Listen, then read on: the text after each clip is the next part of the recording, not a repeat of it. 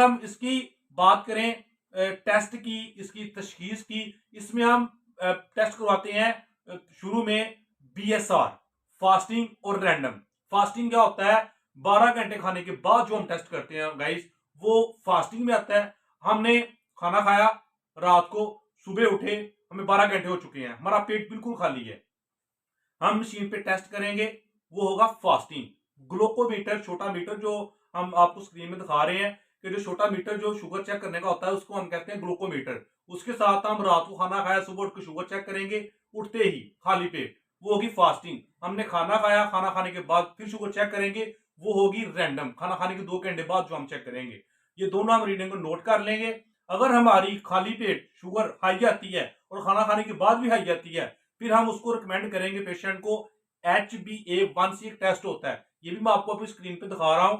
HbA1c test होता है जिसमें हम 90 डेज का पीछे का रिकॉर्ड देखते हैं कि पेशेंट के साथ डायबिटीज शुगर ने क्या लड़ाई की है, क्या फाइट की है, क्या इसके साथ ज्यादती की है। ये सारी हमें पता चलता है HbA1c से। HbA1c एक ऐसा टेस्ट है जो 90 दिन की रिपोर्ट हमें दे देता है कि पेशेंट के साथ 90 डेज में क्या हुआ है। Okay, HbA1c। एक हम टेस्ट करते हैं GTT, ग्लूकोज का टेस्ट होता है GTT। GTT क्या होता है गाइस? सुबह पेशेंट उठता है खाली पेट, हम उसको ग्लूकोज लेके, मैं ग्लूकोज की तस्वीर आपको दिखा देता हूं। ग्लूकोज को लेके एक गिलास में चम्मच और गिलास में पानी डाल के ग्लूकोज डालेंगे, ग्लूकोज उसको खाली पेट हम पेशेंट को पिला देंगे।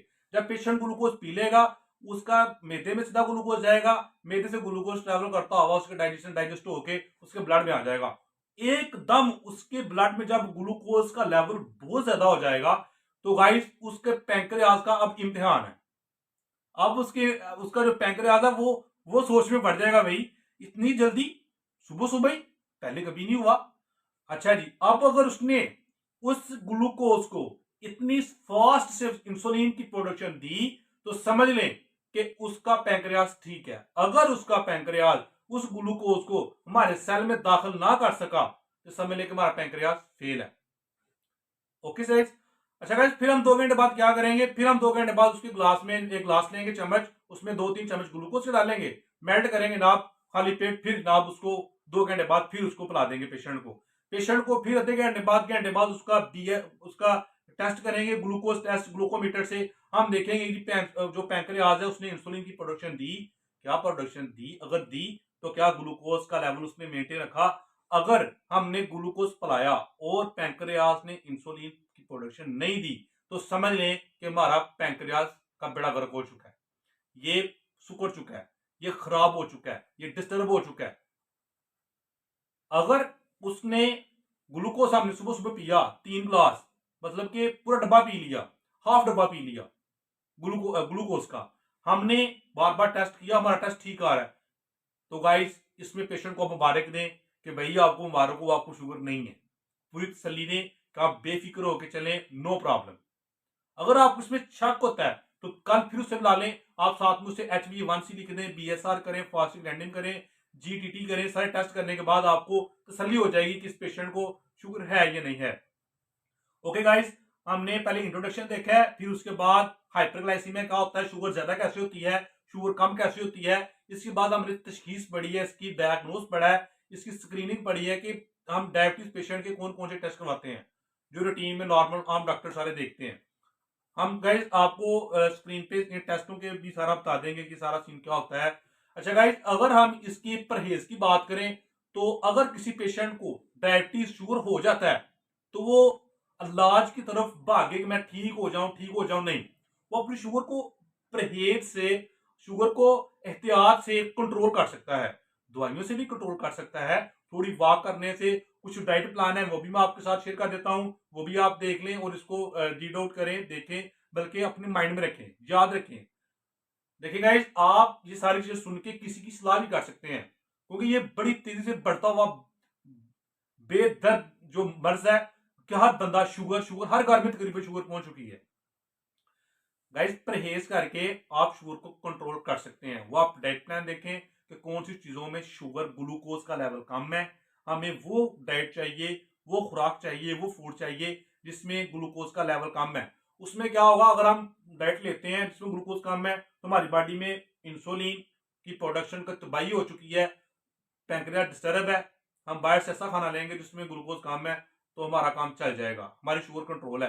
अगर हम थोड़ी सी वॉक करते हैं तो फिर भी वॉक में ग्लूकोज सेल के अंदर दाखिल होके ताकत होती है, सॉरी ताकत, हमें एटीपी एनर्जी चाहिए होती है, वो ग्लूकोज जब सेल में दाखिल होता है तो वो इस्तेमाल हो चुका होता है। जब हम टेस्ट करेंगे ग्लूकोज इस्तेमाल हो चुका होगा तो हमारा जो बीएसआर है, ब्लड शुगर का जो टेस्ट है, वो नॉर्मल आएगा। Okay guys.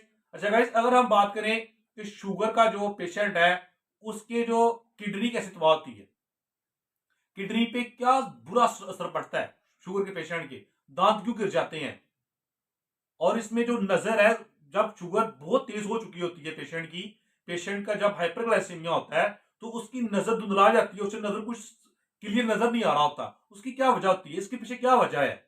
इसके पीछे यही वजह है गाइस कि अगर हम इंसुलिन नहीं ले रहे, बाहर से भी नहीं ले रहे, टैबलेट में भी नहीं ले रहे, इंसुलिन इंजेक्शन से भी नहीं ले रहे, तो हमारा जो खुराक है उसमें ग्लूकोज का लेवल बहुत ज्यादा है, हम ग्लूकोज वाली खुराक खाएंगे, वो डाइजेस्ट सिस्टम डाइजेस्ट करेगा, वो सारा ग्लूकोज हमारे ब्लड में आ जाएगा। जब हमारा ब्लड सर्कुलेशन करेगा तो किडनी का काम क्या होता है, किडनी हमारे अंदर बहुत बड़ा फिल्टर है जो कि ग्लूकोज को फिल्टर करता है, यूरिया जितने भी हमारा कचरा हमारे ब्लड में है सारा कहां से निकलता है, किडनी से। किडनी कचरे को बाहर यूरिन के जरिए फेंक देती है भाई। तो गाइस जब हमारे ब्लड में बहुत ज्यादा ग्लूकोज आ चुका है, इंसुलिन नहीं आ रही, ग्लूकोज सेल के अंदर इस्तेमाल नहीं हो रहा, तो हमारे ब्लड के अंदर ग्लूकोज का कचरा बन चुका है। इस कचरे को जब किडनी फिल्टर करेगी, दोनों साइड से जोर करेगी, भी कहां से ये फिल्टर करेगी, इसके अंदर जब इतना कचरा आपने डाल दिया, इतना ग्लूकोज डाल दिया है, ये किडनी पे प्रेशर डाल देगा, किडनी के ऊपर बहुत बर्डन हो जाएगा, किडनी के ऊपर बहुत ज्यादा वजन हो जाएगा, ये किडनी ना काम करना छोड़ देगी, इसके ऊपर जोर लगेगा, इसको रगड़ा लगेगा, तो क्या होगा, यही ग्लूकोज तबाही करना शुरू कर देगा। हमारे जो किडनी का basic unit, structural and functional unit जो होता है नेफ्रॉन, नेफ्रॉन ग्लूकोज को जल्दी से फिल्टर नहीं करेंगे तो किडनी जब जोर पड़ेगा तो किडनी डिस्टर्ब होगी, किडनी स्वेलिंग हो जाएगी, आपकी बॉडी पे स्वेलिंग हो जाएगी, शुगर के पेशेंट की नाक चेहरा स्वेल हो जाएगा, उसके हाथ मुंह स्वेल हो जाएंगे जब उसकी किडनी डिस्टर्ब होगी। Okay guys.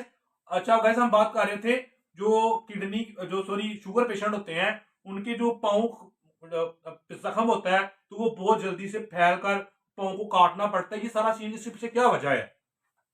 अच्छा गाइस, अगर हम पेशेंट को, हमारे पास कोई पेशेंट आता है शुगर पेशेंट हाइपरग्लाइसीमिया का, जिसकी डायबिटीज मतलब शुगर हाई होती है, वो पेशेंट हमारे पास आता है तो वो कहता है मैं पूरे साल से ना तंग हूं, मेरा पाँव का जख्म ठीक नहीं हो रहा, ये सारे मामला। गाइस वो क्यों ठीक नहीं हो रहा, इसकी क्या वजह है?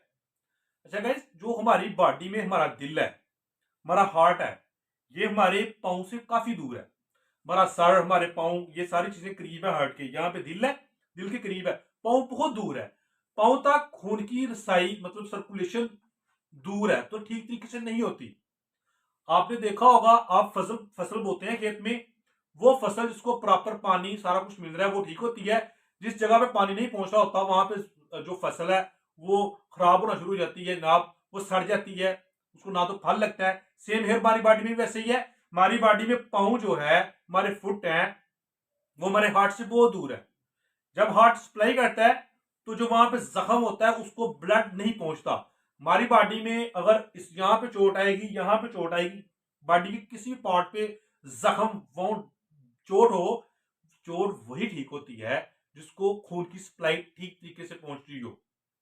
और गाइस जो पाँव पे जख्म हो रहा है, दिल दूर है, वहां पे खून की सप्लाई नहीं पहुंच रही, हम कैसे ठीक कर सकते हैं? हम जो शुगर पेशेंट है उसको नीम गर्म ऑयल लेंगे, उसकी टांगों से मसाज करेंगे, ये पाँव में मसाज करेंगे कि वहां ब्लड पहुंचे।